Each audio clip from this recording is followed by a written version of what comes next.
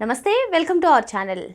కూటమి ప్రభుత్వం అతి తక్కువ రేట్లకే భూములను కట్టబెడుతుంది అంటూ మాజీ మంత్రి అయినటువంటి పేర్ని నాని వడ్డే శోభనాధీశ్వరరావులు కామెంట్స్ చేస్తున్నారు. దీన్ని ఎలా చూడాలి? మరోపక్క అమరావతి ఐఆర్ఆర్ కట్టడానికి డబ్బులున్నాయి కానీ మెడికల్ కాలేజెస్ నిర్మించడానికి డబ్బులు లేవా అంటూ విమర్శించడాన్ని ఎలా చూడాలి తెలుసుకునే ప్రయత్నం చేద్దాం. దీన్ని విశ్లేషించేందుకు మనతో పాటుగా ఉన్నారు ప్రముఖ రాజకీయ సామాజిక విశ్లేషకులు అంకమ్మరావు గారు.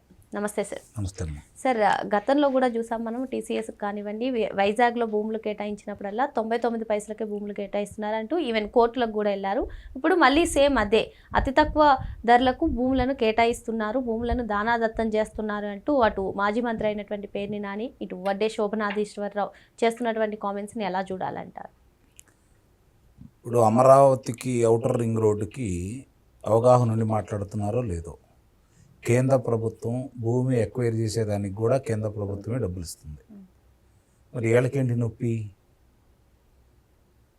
ఇక్కడ వాళ్ళు ఒక ఎజెండాని ఎత్తుకున్నారు, దానికి కొంతమంది సహకరిస్తున్నారు. ఏదో విధంగా అమరావతి మీద విష ప్రచారం జిమ్మాలని చెప్పని వాళ్ళు మాట్లాడుతూ ఉన్నారు. ఇప్పుడు మెడికల్ కాలేజీలకి ఎన్నిటికీ ప్రభుత్వం గుర్తించింది, కేంద్ర ప్రభుత్వం ఎన్నిటికీ అనుమతులు ఇచ్చింది. అనుమతులు ఇచ్చిన దాంట్లో వాళ్ళు ఎంతవరకు ముందుకు తీసుకెళ్లారు, ఈ ప్రభుత్వం వచ్చిన తర్వాత ఏం చేస్తుంది, PP4 విధానం మీద ముందుకెళ్లే క్రమంలో వాళ్ళు ముందుకెళ్దామని చెప్పని భావించారు ఈ కూటమి ప్రభుత్వం. దానికి నానా రకాలుగా మాట్లాడుతున్నారు. ఇష్టారీతిగా వాళ్ళు చెప్పాల్సినవన్నీ కూడా అబద్ధాలు చెప్తూనే ఉన్నారు. నిజంగా దాంట్లో ఏదో లొసుకులుండి వేరే వ్యక్తులకి లబ్ధి చేకూరే విధంగా ఉంటే అందరూ టెండర్లో పాల్గొనేవాళ్ళు కదా. దానివల్ల వాళ్ళకి పెద్ద ఉపయోగం లేదనే కదా వాళ్ళు ముందుకు రంది. అదే కదా ప్రభుత్వం ఈరోజు ముందుకెళ్ళాలంటే కొంచెం వెనక ముందు ఆలోచిస్తూ ఉంది. దానికి నీకు ఒకేసారి ఆ విధంగా ఏర్పాటు చేసుకున్న దాని మీద ఇప్పుడు విచారణ చేయాలని మిగిలిన వాళ్ళందరూ అడుగుతున్నారు. కారణం ఏంటంటే ఆ భూములు కొన్నప్పుడు ఆ భూములు కొన్ని ప్రభుత్వ భూములు ఉండొచ్చు, కొన్ని ప్రైవేట్ భూములు ఉండొచ్చు. అసలు ఎంత అనుకున్నారు, ఎంత దానికి లోన్ తీసుకున్నారు, ఎంత ఖర్చు పెట్టారు, కేంద్రం ఎంత ఇచ్చింది, ఇవన్నీ కూడా వివరాలు ఇప్పుడు బయటికి తీస్తున్నారు. ఈ క్రమంలో భాగంగా ఏది ప్రాధాన్యత, ఏది ముందుకు తీసుకెళ్ళాలి, ఎట్లా అనేది ప్రభుత్వం ఆలోచిస్తూ ఉంది. ప్రభుత్వానికి ఒకదాని మీద ఒకటి ప్రతి కనపడిద్ది. ఇప్పుడు రాజధాని ప్రాంతంలో ఈరోజు కార్యక్రమాలన్నిటికీ కూడా కేంద్రం గ్రాంట్ రూపాయన 15,000 కోట్ల రూపాయలు ఇచ్చేసింది. మిగిలిన రుణం ద్వారా వస్తున్నాయి. దగ్గర 40,000 కోట్ల రూపాయలు రుణం ద్వారా లబ్ధి పొందుతున్నారు. దాని ద్వారా దాన్ని ఖర్చు పెడుతున్నారు. అక్కడ రేపు పొద్దున్న నిర్మాణాలు పూర్తయిపోయి ఈ అద్దెలు చెల్లించే పని లేకుండా అన్ని కార్యాలయాలు, శాసనసభ్యులు, మంత్రులు, శాసనమండలి సభ్యులు, అధికారులు వీళ్ళందరూ అక్కడే ఉన్నారనుకోండి, ఉద్యోగస్తులు, సచివాలయ ఉద్యోగస్తులు వీళ్ళందరూ అక్కడే ఉన్నారనుకోండి.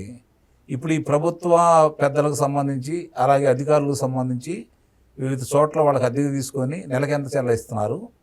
రేపొద్దున రోజుకి ఏ నిర్మాణం అయినా భారతమే అవుతుంది కదా. ఈరోజు రుణం తీసుకొని దాన్ని కట్టుకుంటా ఉంటే ఈ అద్దెలు పెట్టే డబ్బులకి దానికి వడ్డీలు కట్టుకోవచ్చు, ఎంతో కొంత జమేసుకుంటా ముందుకెళ్ళిపోవచ్చు కదా.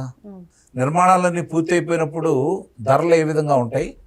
నిర్మాణాలు జరగకుండా మామూలుగా ప్రదేశం ఉందనుకోండి, అంటే భూమి చదును చేసి ఇదిగో ఇది ఇక్కడ మనం ఇన్ని గజాలు అమ్ముతున్నామని చెప్పి పెట్టారనుకోండి, ఒక్కొక్క స్థలానికి 200 గజాలు, 400 గజాలు, 500 గజాలు పెట్టారనుకోండి, ఏ వ్యాపారస్తులైనా సరే ఏమవుతుంది, దానికి ఒక ధర పెరుగుతుంది. ఆ తర్వాత అక్కడ కనుక నిర్మాణాలు చేపట్టిన తర్వాత ధర అధికంగా ఉంటుంది. లేదంటే అక్కడ ఏదన్నా వ్యాపార సముదాయాలు వస్తే ఇంకా ధర పెరుగుతూ ఉంటుంది. రేపొద్దున ప్రభుత్వం దగ్గర ఉన్న భూమి నిర్మాణాలన్నీ పూర్తి అయిపోతే ఆ ధర ఎలా పెరుగుతుంది? ఈరోజు హైదరాబాద్లో 4,50,000 దాకా పెరుగుతూ ఉంది. ఒక ఎకరం 100 కోట్ల రూపాయలు అవుతుంది. అదే పక్కన ఉన్న గుంటూరు కానీ విజయవాడ కానీ 2 లక్షల పై చిలుకుంది. మరి అమరావతి ప్రాంతంలో ఇంకా 70,000, 60,000, 40,000 వాడు చెప్తున్న లెక్కే కదా. సజ్జల రామకృష్ణారెడ్డి లెక్క అయితే 6,000 చెప్తున్నాడు. రేపొద్దున ఎంత వ్యత్యాసం వస్తుంది? ఇప్పుడు వీళ్ళు ఎంత ఖర్చు పెడుతున్నారు, రేపు వచ్చిన ఆదాయం ఎంత అయింది? ఇవన్నీ కూడా కళ్ళ ముందు కనపడతా ఉంటే ఆ అంశాలు వదిలేసి, అంటే వాళ్ళు ఒకటి ఎన్నుకున్నారు. ఇందాక నేను చెప్పినట్టు వాడు ఒక ప్రత్యేక ఎజెండాని తీసుకున్నారు. 10 సార్లు చెప్తే ప్రజలు ఎనరా, మనం 10 సార్లు అబద్ధం చెప్తే అది ఒక 1000 మంది చేత చెప్పిస్తే నిస్సందేహంగా ఇది నిజమని అనుకోరా ప్రజలు. 2014 నుంచి 2019 వరకు ఆ విధమైన ప్రయోగం చేసి మనం విజయవంతం అయ్యాం కదా. తిరిగి మళ్ళీ అదే కొనసాగిద్దామని చెప్పని ఈరోజు మాట్లాడుతూ ఉన్నారు. అంటే అమరావతికి చట్టబద్ధత వచ్చింది ఒకటి, అమరావతి నుంచి డైవర్ట్ చేయడానికి ఇటువంటి భూముల అంశాన్ని మళ్ళీ ప్రస్తావిస్తున్నారంటారా సార్? రోజుకొక అంశాన్ని తీసుకొస్తారు వాళ్ళు. వీళ్ళు ఏదైనా ఒక అంశాన్ని లేవనెత్తారు అనుకోండి. ఇప్పుడు మావి గారిని ఎత్తుకొచ్చాడు.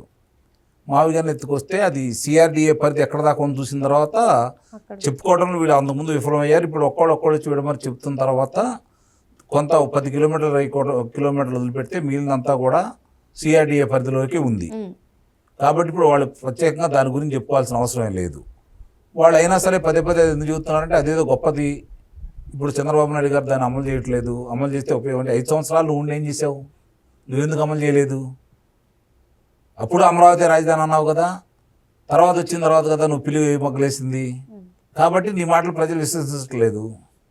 సిఆర్డిఏ పరిధిలో ఇప్పుడు ఎంత ఉందో భూమి, అంటే ఎంత వైశాల్యం ఉందో దాన్ని వాళ్ళు పనులు మొదలు పెట్టుకుంటున్నారు.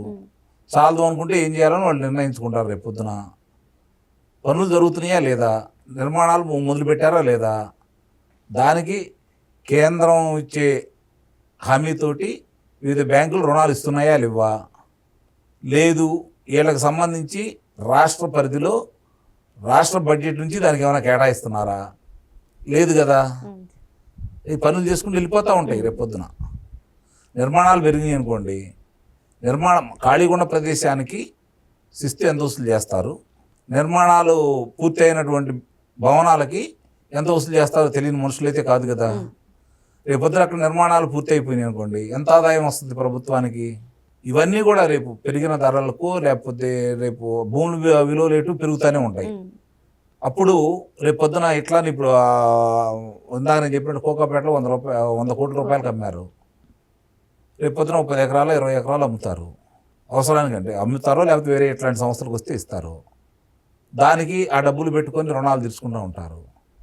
ఈ వచ్చే ఆదాయం మీద నుంచి రుణాలు తీర్చుకుంటూ ఉంటారు. అసలు ఎవరు అప్పులు చేయకుండా ఏ ప్రభుత్వం నడుస్తూ ఉంటే ఇక్కడ అప్పు చేస్తే తప్పు అయింది. అప్పు చేసి పప్పు కూడా తిన్నట్టు పప్పు బెల్లాలాగా పనిచేస్తే తప్పు అయింది. నిర్మాణాల కోసం ఖర్చు పెట్టుకుంటూ ఉంటే నిర్మాణాలు పూర్తి అయిన తర్వాత ఆదాయం మార్గాలు అయ్యే చూపించింది కదా. అందుకనే చంద్రబాబు నాయుడు గారు పదే చెబుతాడు, అమరావతిని పూర్తి చేస్తే ఆదాయం దాని అంతటా అదే వస్తుంది, అమరావతి రాష్ట్రానికి ఆదాయ మార్గం అవుతుంది అని చెప్పని.